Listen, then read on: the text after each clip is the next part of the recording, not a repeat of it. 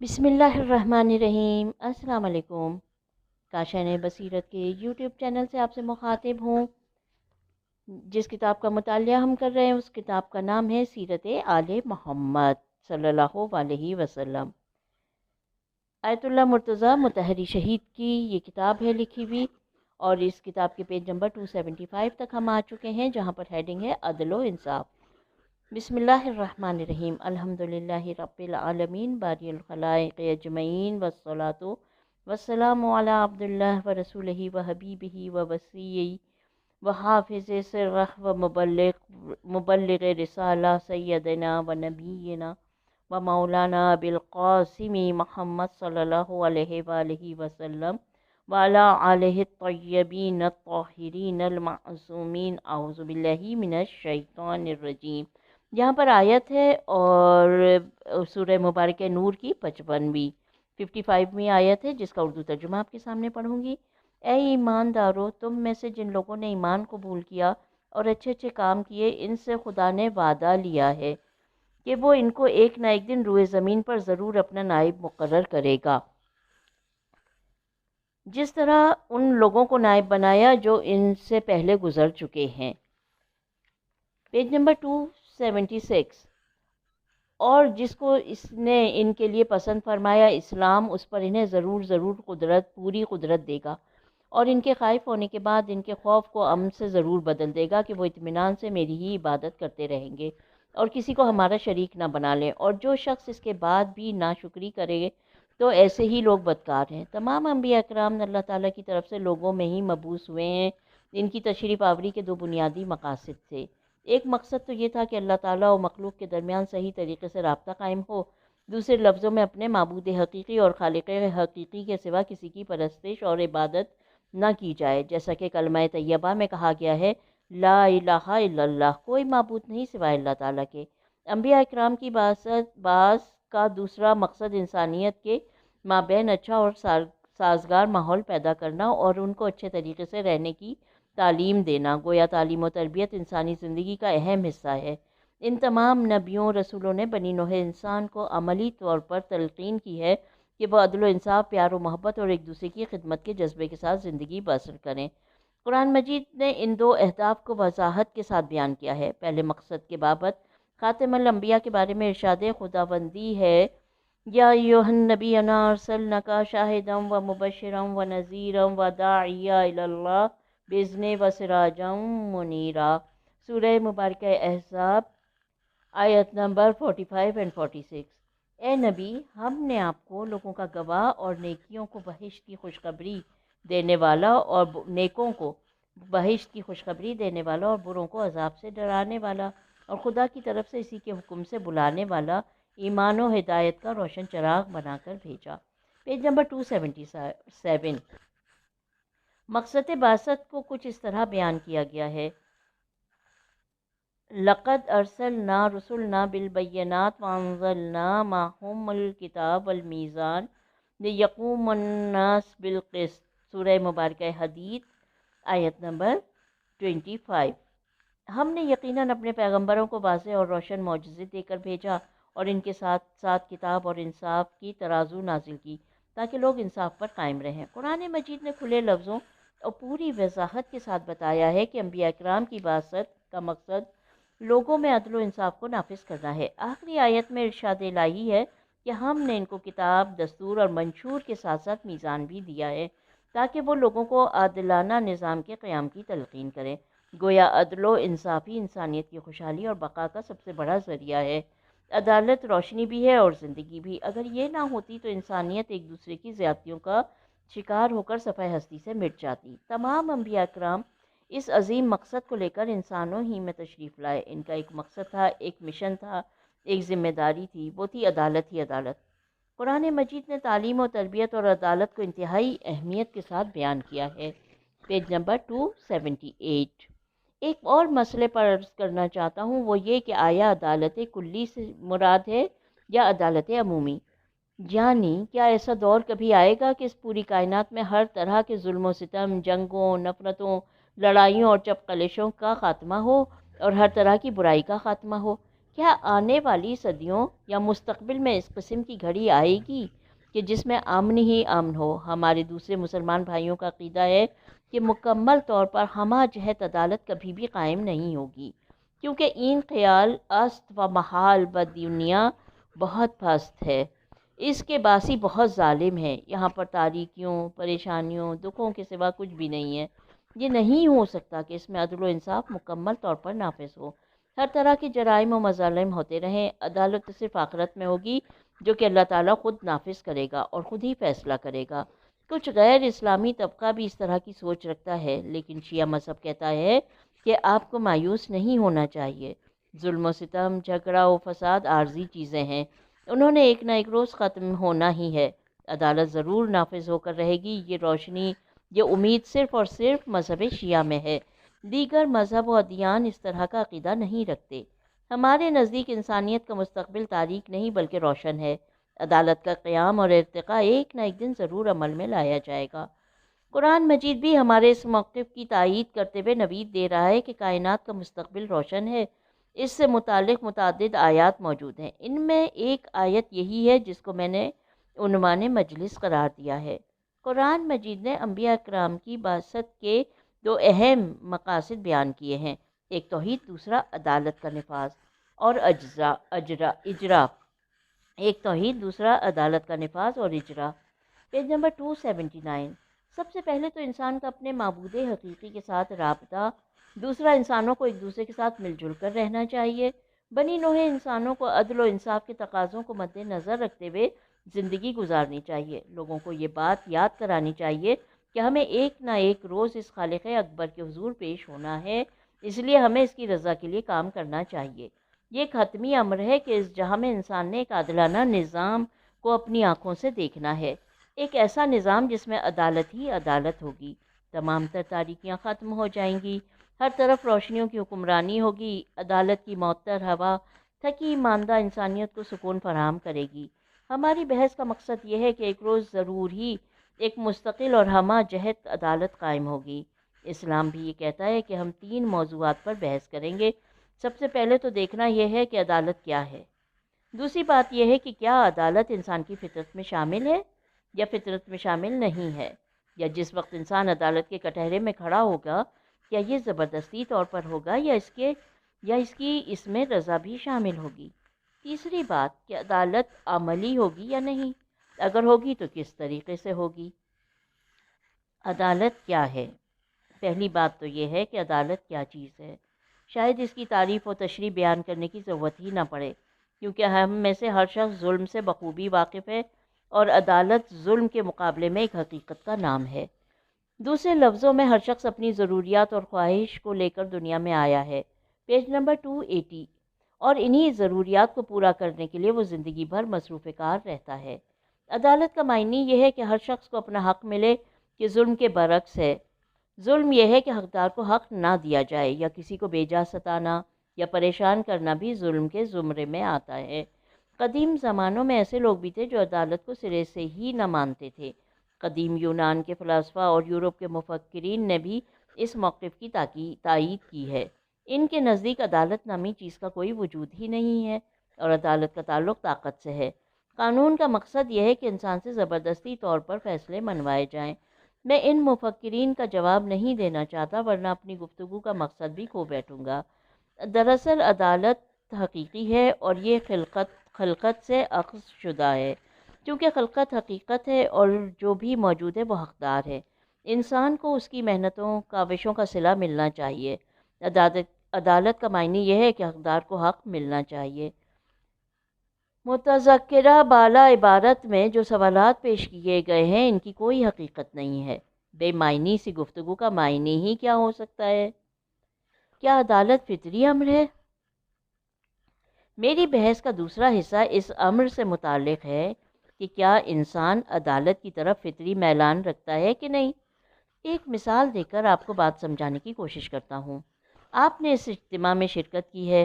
آپ لکھے ہوئے بینرز کو دیکھیں کہ درمیان میں لا الہ الا اللہ لکھا ہوا ہے، اور دائیں طرف محمد رسول اللہ اور بائیں طرف علی ولی اللہ درج ہے۔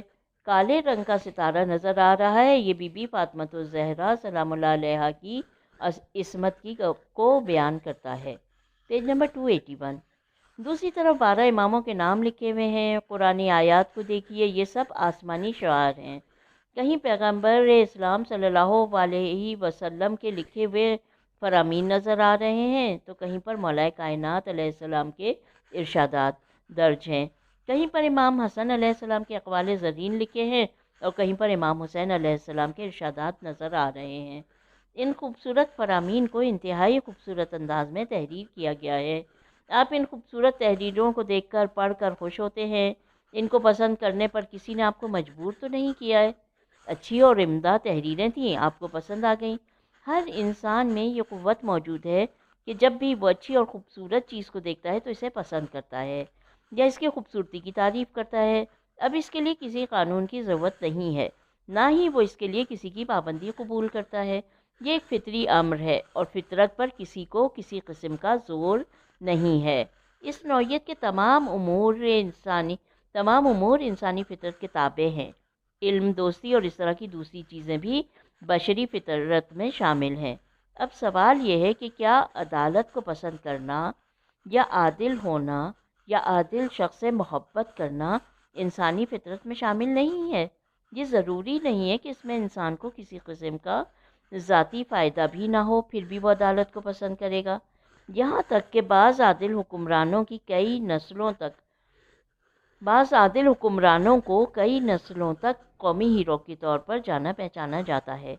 اس موضوع پر مزید بحث کرنے کے لیے ہم مزید آگے قدم بڑھاتے ہیں، دیکھتے ہیں کہ اس بارے میں دوسرے دانشور حضرات کیا کہتے ہیں۔ Page number 282۔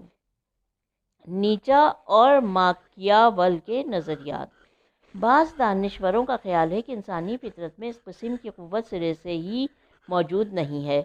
یورپ کے اکثر فلاسفر یہی سوچ رکھتے ہیں۔ ان کا کہنا ہے کہ عدالت کا تصور کمزور طبقے کا ایجاد کردہ نعرہ ہے۔ جب یہ لوگ طاقتور افراد کے مقابلے میں آتے ہیں تو بے بس ہو کر عدل و انصاف کا نعرہ بلند کرنے لگ جاتے ہیں۔ ان کے بقول عدالت اچھی چیز ہے، انسان کو عادل ہونا چاہیے، اس قسم کی باتیں زبانی جمع خرچی کے سوا کچھ بھی نہیں ہے، کیونکہ آج کا کمزور شخص کل طاقتور بن جائے تو وہ پسماندہ طبقے کے خلاف جارحیت کا ارتکاب کرنے لگ جاتا ہے۔ جرمن فلاسفر نیچا کہتا ہے کہ مجھے ہنسی آتی ہے کہ لوگوں کو عدالت کی آواز بلند کرتے ہوئے دیکھتا ہوں۔ سوچتا ہوں اگر اس شخص کے پاس دولت اور طاقت آ جائے تو نہ جانے یہ کیا سے کیا کر گزرے۔ ان فلاسفر کے نزدیک انسانوں کو عدالت پر یقین ہی نہیں ہے۔ یہ جو باتیں سننے میں آتی ہیں یہ سب خالی خولی نعرے ہی تو ہیں۔ یہ تمام مفکرین اور دانشور انسانی فطرت میں عدالت کے وجود کے قائل ہی نہیں ہیں۔ پھر یہ حضرات دو گروہوں میں بٹ جاتے ہیں۔ ایک گروہ کہتا ہے کہ انسان کو عدالت کے پیچھے آرزو کی تمنا کرتے ہوئے نہیں بھاگنا چاہیے، بلکہ اسے قوت و طاقت بنانا چاہیے۔ عدالت تو برائے نام چیز ہے، اس کی آرزو بھی نہیں کرنی چاہیے اور نہ ہی اس کے پیچھے دوڑنا چاہیے۔ اس کا مختصر خلاصہ یہ ہے کہ یہ دونوں گروہ عدالت کی بجائے طاقت کو ترجیح دیتے ہیں۔ ان کے نزدیک عدالت نامی چیز کا کوئی تصور بھی نہیں ہے۔ پیج 283۔ برٹرن نڈرسل کا نظریہ۔ لیکن دوسرا گروہ اس قسم کی باتیں نہیں کرتا۔ ان کا کہنا ہے کہ عدالت کے نہیں پیچھے دوڑنا چاہیے، لیکن یہ بات مسلم ہے کہ انسان کا فائدہ صرف اور صرف عدالت میں مضمر ہے۔ مسٹر راسل کا بھی یہی نظریہ ہے اور وہ انسانی دوستی کے تصور کو دوسرے کاموں پر ترجیح دیتا ہے۔ ان کا نظریہ ہے کہ انسان چونکہ فطری طور پر منفعت پرست پیدا ہوا ہے، اس لیے سوچنے کی ضرورت ہے کہ آیا عدالت برقرار کی جائے۔ کیا انسان عدالت پسند ہے؟ ان تمام تر سوالات کا جواب دینے کے لیے ایک کام کرنا ضروری ہے کہ انسان علمی، عقلی اور فکری صلاحیتوں میں نکھار پیدا کریں، یہاں تک کہ انسانیت درست سمت کی طرف رواں دواں ہو جائے۔ کیونکہ عدالت کے بغیر کوئی بھی شخص کسی قسم کے فائدہ حاصل نہیں کر سکتا، اس لیے عدالت کے تصور کو عملی جامہ پہنانا ازبز ضروری ہے۔ اگر آپ سوچ سمجھ کر فیصلہ کریں تو آپ لازمی اس نتیجے پر پہنچیں گے کہ عدالت میں ہی سب کے فائدے موجود ہیں۔ مسٹر رسل عدالت کو ذاتی طور پر نہیں مانتے، لیکن وہ کہتا ہے کہ عدالت سے انسان کو فکر و دانش کو تقویت حاصل ہوتی ہے، اس لیے عدالت کا قیام ایک لازمی امر ہے۔ پیج نمبر 284، نہیں مسٹر راسل، ہرگز نہیں۔ یہ ہیڈنگ ہے، آئیے دیکھتے ہیں کہ آگے کیا ہے۔ یہ ایک مسلمہ حقیقت ہے کہ یہ تھیوری قطعی طور پر قابل قبول نہیں ہے۔ مثال پیش کرتا ہوں کہ میں ایک کمزور آدمی ہوں، اپنے ہمسائے سے اس لیے ڈرتا ہوں کہ وہ مجھ سے زیادہ طاقتور ہے، لیکن ایک وقت ایسا بھی آتا ہے کہ میں طاقتور ہو جاتا ہوں۔ اب میں اس سے اس لیے نہیں ڈرتا کہ وہ مجھ سے کمزور ہے۔ اس وقت میں کس طرح عادل ہو سکتا ہوں؟ میرا علم مجھے کس طرح عادل بنا سکتا ہے؟ آپ نے کہا ہے کہ انسان مفاد پرست ہے، ادھر علم کہتا ہے کہ مفاد کے لیے بھی عدالت کو مد نظر رکھنا چاہیے۔ یہ اس وقت ہوگا کہ میں مد مقابل کے سامنے خود کو طاقتور خیال کرتا ہوں، لیکن جب خود کو مد مقابل کے سامنے طاقتور نہیں سمجھتا تو کس طرح عادل ہو سکتا ہوں؟ لہٰذا راسل کا فلسفہ انسان دوستی کے تمام تقاضوں کے خلاف ہے۔ وہ دنیا کے تمام تر طاقتور لوگوں کو جواز فراہم کرتا ہے کہ وہ جتنا بھی غریبوں مظلوموں پر ظلم کر سکتے ہیں کریں۔ مارکزم کا نظریہ۔ ان گروہوں میں تیسرا گروہ بھی ہے جو کہتا ہے کہ عدالت عملی ہے لیکن انسان کے ذریعے سے نہیں۔ انسان عدالت کو برقرار رکھ سکتا ہے، یہ کام انسان کا نہیں ہے، اور نہ ہی انسان کی اس لحاظ سے تربیت کی جا سکتی ہے کہ وہ دل و جان سے عدالت کی آرزو رکھے، نہ ہی علم و دانش انسان کو عدالت کی جستجو کا درس دیتی ہے۔ آپ عدالت کے پیچھے نہیں دوڑ سکتے۔ اگر آپ عدالت کو تلاش کرتے ہیں تو یہ سراسر جھوٹ ہے۔ پیج نمبر 285، آپ سرے ہی سے عدالت کے طالب نہیں ہیں۔ اگر تم سوچتے ہو تمہاری عقل ایک روز تمہیں عدالت کی طرف بلائے گی تو یہ تمہاری بھول ہے، لیکن حالات انسان کو خود بخود عدالت کی طرف لے جائیں گے۔ معاشی اور اقتصادی ضروریات انسان کو آگے بڑھاتے ہیں۔ سوشلزم کے نزدیک حالات کی وجہ سے عدالت وجود میں آتی ہے۔ آپ اگر چاہیں یا نہ چاہیں عدالت کو نافذ نہیں کر سکتے۔ اندازہ کیجئے کہ آیا میری عقل مجھے عدالت کی طرف لے جائے گی؟ آیا میری تربیت مجھے عدالت کی ضرورت کا احساس دلائے گی؟ وہ کہتے ہیں یہ سب باتیں جھوٹی ہیں۔ اسلام کا نظریہ۔ اسلام کہتا ہے کہ عدالت انسان کی فطرت میں شامل ہے۔ جو لوگ عدالت سے گریزاں ہیں وہ ابھی تک منزل ارتقاء تک نہیں پہنچے۔ اگر انسان کی صحیح طریقے پر تربیت کی جائے اور اس کی تربیت کرنے والا اچھا انسان ہو تو وہ فطری طور پر عدالت کو ہی پسند کرے گا۔ جس طرح انسان خوبصورت اور عمدہ چیز کو پسند کرتا ہے، اسی طرح وہ عدالت کو بھی پسندیدگی کی نظر سے دیکھتا ہے۔ ہم مسلمان مفادات کی خاطر اپنے مذہب اور دین کو پسند نہیں کرتے، بلکہ اسے اس لیے پسند کرتے ہیں کہ یہ مذہب ہم مسلمانوں کو زندگی کے کسی موڑ پر تنہا اور بے کس بے سہارا نہیں چھوڑتا۔ ہماری تاریخ میں ایسے افراد بھی پیدا ہوئے ہیں کہ جو خود بھی عادل تھے اور عدالت کو پسند کرتے تھے، لیکن انہوں نے ذاتی منفعت کو ذرا بھر بھی ترجیح نہ دی۔ وہ عدالت کو بہت زیادہ چاہتے تھے اور عدالت کی خاطر اپنی جانوں کا نذرانہ بھی پیش کیا۔ پیج نمبر 286، کیا یہ لوگ اپنے اپنے دور میں بے مثال انسان تھے۔ انہوں نے حتی المقدور بنی نوع انسان کو سیدھے راستے پر چلنے کی ہدایت کی۔ اب اگر ہم ان جیسا کردار ادا نہیں کر سکتے تو کم از کم ان کے نقش قدم پر چلتے ہوئے عادلانہ نظام کے قیام کے لیے راہ ہموار تو کر سکتے ہیں۔ علی ابن ابی طالب علیہ السلام کی ذات گرامی کو لیجئے۔ آپ نہ فقط انسان کامل تھے بلکہ پوری نوع انسان کے لیے نمونہ عمل بھی ہیں۔ حضرت علی علیہ السلام اور آپ کی محبت کا دم بھرنے والوں نے زندگی کے تمام شعبوں میں کردار و گفتار کے حوالے سے انمٹ نقوش چھوڑے ہیں۔ اب بھی دیندار طبقہ عدالت کو بے حد پسند کرتا ہے۔ ان کی اولین خواہش عدالت کا نفاذ و اجرا ہی ہے۔ آنے والی نسلوں میں بھی یہی جذبہ کار فرما رہے گا۔ بہت سے لوگوں کا خیال ہے کہ حضرت امام مہدی علیہ السلام کا دور مبارک مشکلات اور سختیوں کا دور ہوگا، حالانکہ یہ بالکل ہی غلط ہے۔ آپ کا دور حکومت عملی، فکری، اخلاقی، غرض کے ہر لحاظ سے انتہائی ترقی اور خوشحالی کا دور ہوگا۔ عدالت اپنے عروج کو پہنچے گی۔ یہ دین اسلام جو ہم تک پہنچا ہے، اس نے حضرت حجت کے ظہور کو عدل مکی سے تعبیر کیا ہے۔ اصول کافی کی حدیث میں ہے، جب قائم آل محمد علیہ السلام ظہور کریں گے تو رحمتوں اور برکتوں کی بارش برسے گی۔ لوگوں کے اذہان حد سے زیادہ ترقی کریں گے۔ قوت فکر کے غیر معمولی اضافے کے ساتھ قوت عمل بھی حیرت انگیز طور پر بڑھے گی۔ آپ کے ظہور کے بعد بھیڑیے اور گوسفند کے دیرینہ رقابت بالکل ختم ہو جائے گی، یہاں تک کہ بھیڑیے بھی ایک دوسرے سے صلح کر کے آرام و سکون سے زندگی بسر کریں گے۔ پیج نمبر 287، اب سوال یہ ہے کہ کون سے بھیڑیے؟ جنگلوں میں رہنے والے خونخوار بھیڑیے یا انسانی شکل و صورت میں چلنے پھرنے والے بھیڑیے؟ دراصل ہر طرح کے خونخوار جانور اپنا وحشی پن چھوڑ دیں گے، ظلم و ستم کا مکمل خاتمہ ہوگا۔ اب آتے ہیں آپ کی عمر مبارک کی طرف۔ کیا امام علیہ السلام اب تک زندہ ہیں؟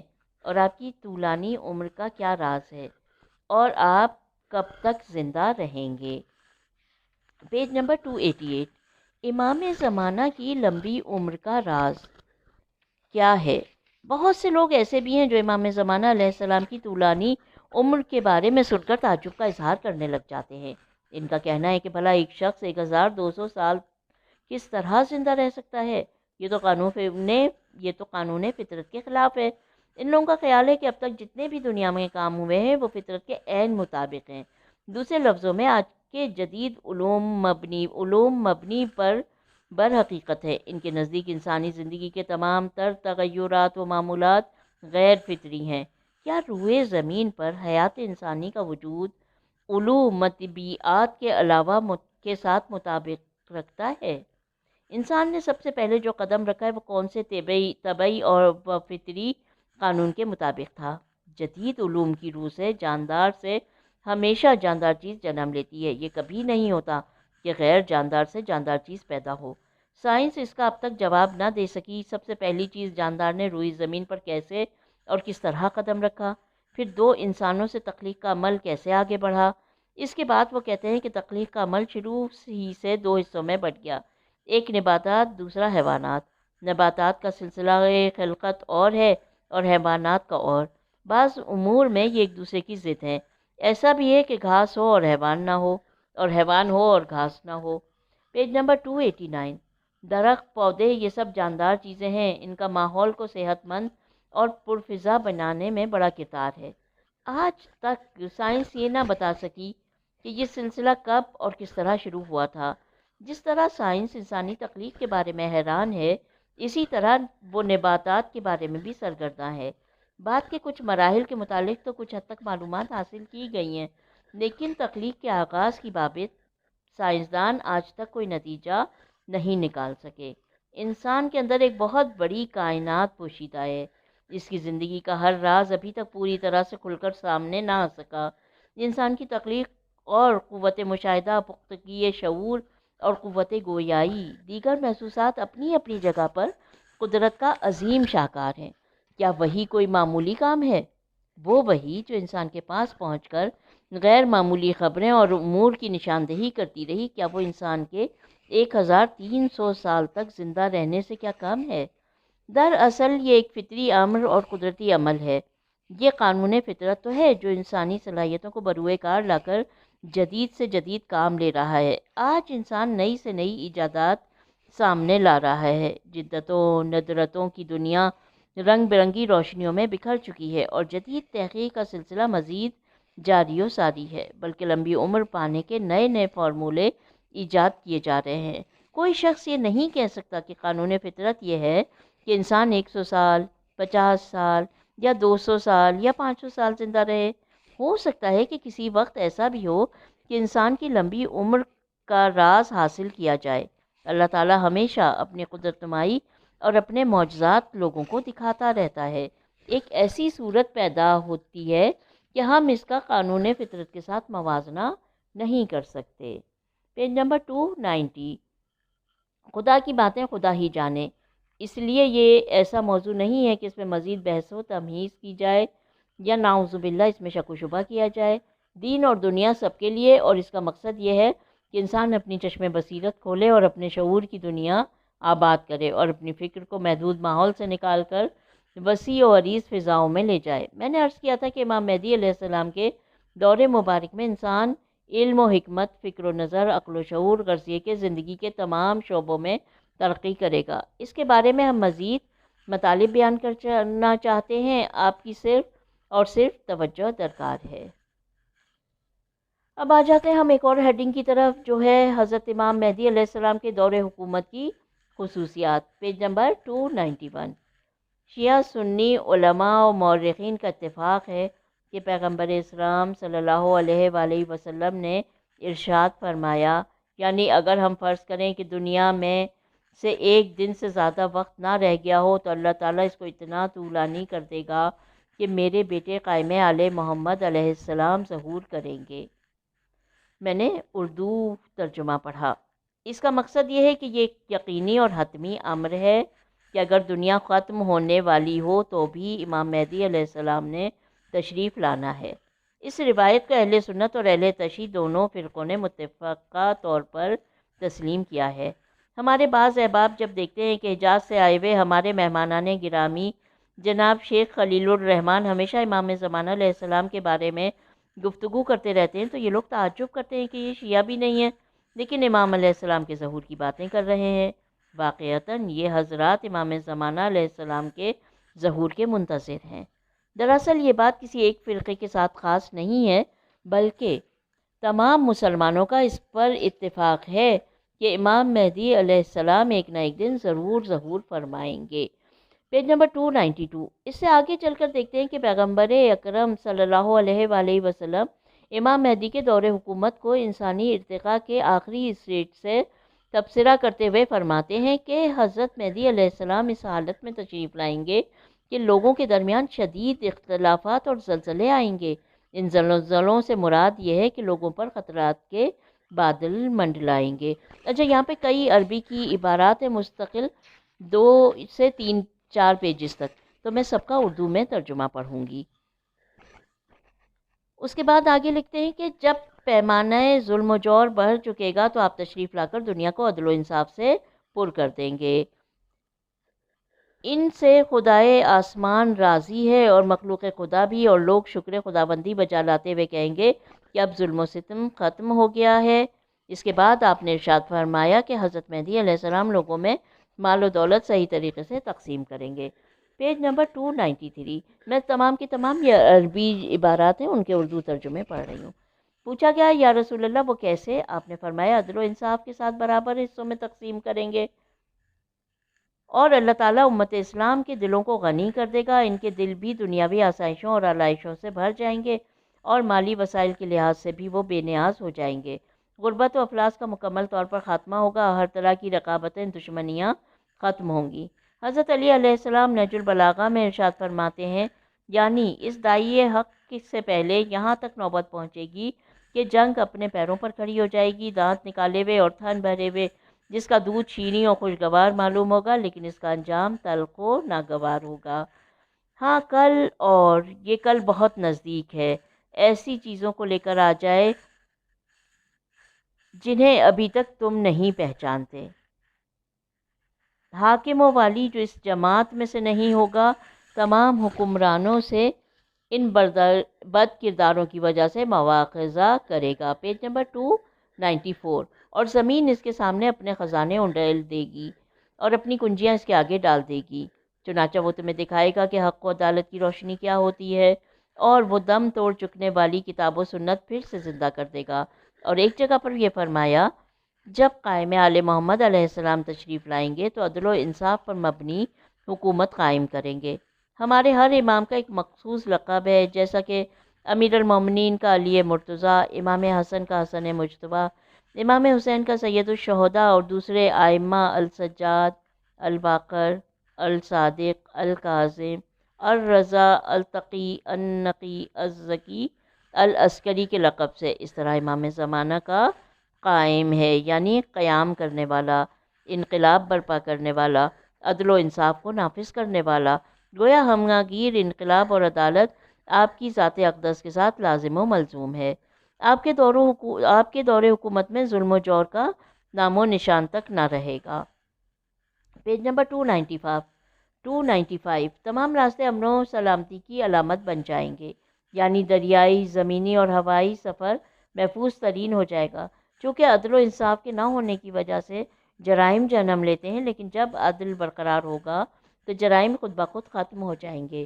پھر عدالت کا تصور انسانی زندگی کا لازمی حصہ ہے، اس لیے بدامنی کا سوال ہی پیدا نہیں ہوتا۔ زمین اپنی تمام برکتوں اور اپنے تمام خزانوں کو باہر لے آئے گی، یہاں تک کہ لوگوں میں صدقہ خیرات لینے والا اور مانگنے والا نہ ملے گا۔ ارشاد خداوندی ہے کہ اچھا انجام اور کامیابی تو نیکوکاروں ہی کے لیے ہے۔ اس وقت کے لوگوں کے لیے سب سے مشکل یہ ہوگی کہ ان کو صدقہ دینے کے لیے کوئی فقیر و نادار نہیں ملے گا، گویا غربت و افلاس کا نام تک نہ رہے گا۔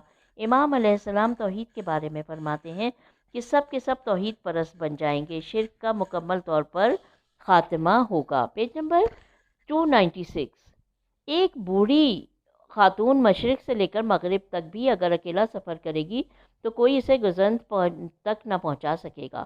امام علیہ السلام کی بے نظیر عادلانہ نظام کے بارے میں کتابوں میں بہت کچھ موجود ہے کہ جب آپ حکومت الہیہ کو تشکیل دیں گے تو لوگوں کو ہر طرح کا تحفظ حاصل ہوگا، برکتوں رحمتوں کا نزول ہوگا، عوام میں دولت کی مساوی تقسیم ہوگی، بے پناہ وسائل موجود ہوں گے، ہر چیز کی فراوانی ہوگی، برائیوں کا مکمل طور پر خاتمہ ہوگا۔ اس وقت انسان گناہوں سے نفرت کرے گا، جھوٹ، غیبت، تہمت اور ظلم کے ناموں کو لوگ بھول جائیں گے۔ آخر یہ کیا ہے اور کیوں ہوگا؟ جیسا کہ میں نے عرض کیا ہے کہ اسلام کہتا ہے کہ انسانیت کا انجام عدالت کا قیام ہی ہے۔ اس دور میں عدالت سب سے زیادہ پسندیدہ چیز سمجھی جائے گی۔ انسان کی روحانی طاقت میں بے پناہ اضافہ ہوگا، اس کی تعلیم و تربیت پایۂ تکمیل تک پہنچے گی۔ وہ حکومت عالمی امن کے قیام کا سب سے بڑا داعی ہوگا۔ ایمان اپنی پوری قوت سے جلوہ گر ہوگا، خدا پرستی اور خدا شناسی اپنے آخری نقطے تک پہنچے گی۔ قرآن مجید کو سب سے بڑا مقام ملے گا، اس لیے ہم مسلمان خوش قسمت ہیں کہ دنیائے کفر انسانیت کے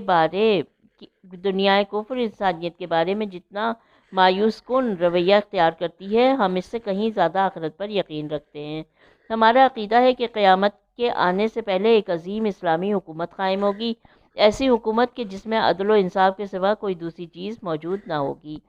مسٹر راسل اپنی نئی امیدیں میں لکھتا ہے کہ آج دانشوروں میں سے اکثر اپنی امیدیں ختم کر چکی ہے۔ Page number 297۔ کہ جدید دنیا کی جدید سوچ رکھنے والوں کا خیال ہے کہ نئی ٹیکنالوجی اتنی زیادہ ترقی کر چکی ہے کہ انسان کا خاتمہ بھی اس کی وجہ سے ہوگا۔ ایک یورپی دانشور کے بقول انسان نے اپنے ہاتھ سے اپنی قبر بنا رکھی ہے۔ اگر ایٹمی بٹن پر انگلی رکھ دی جائے کہ پوری دنیا جل کر بھسم ہو جائے گی۔ واقعتاً اگر ہمیں خدا اور غیبی طاقت پر یقین نہ ہو اور قرآن کی بشارت پر ہمارا ایمان نہ ہو تو ہم بے اطمینانی اور بے سکونی کا شکار ہو جائیں۔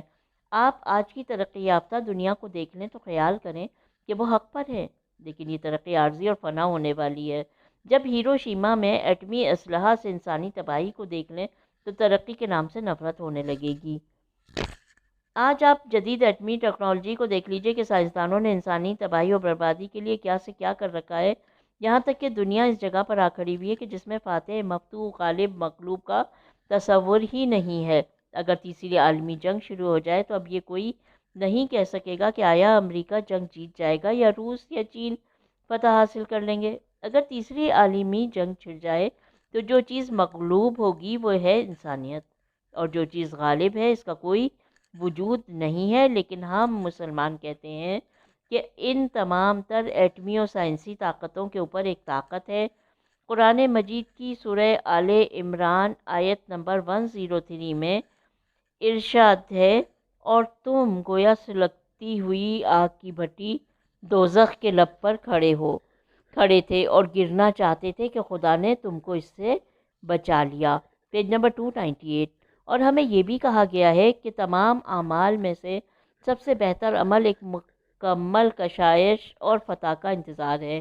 وہ اس لیے کہ یہ ایک اعلیٰ معیار کی ایمانی طاقت ہے جو ہمیں امید دلاتی ہے اور کامیابی کی نوید بھی۔ باراللہ ہمیں امام زمانہ علیہ السلام کے حقیقی غلاموں اور ماننے والوں میں شمار فرما۔ خداوندہ ہمیں ایسا شعور عطا فرما کہ جس سے ہم ان کی حکومت برحق کا صحیح طریقے سے ادراک کر سکیں۔